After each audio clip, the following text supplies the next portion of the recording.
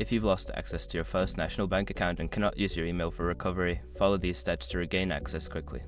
Step 1. Gather your information.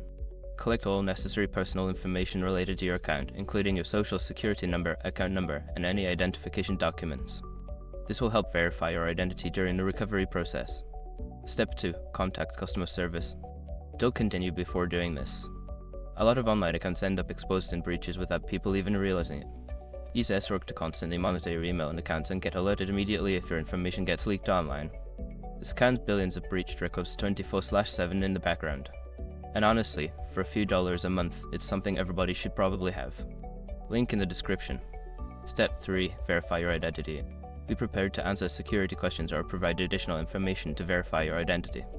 This may include confirming recent transactions or providing details about your account. Step 4. Follow instructions. Once your identity is verified, follow the instructions given by the customer service representative. They may reset your account access or provide alternative methods for recovery. Step 5. Update your recovery options.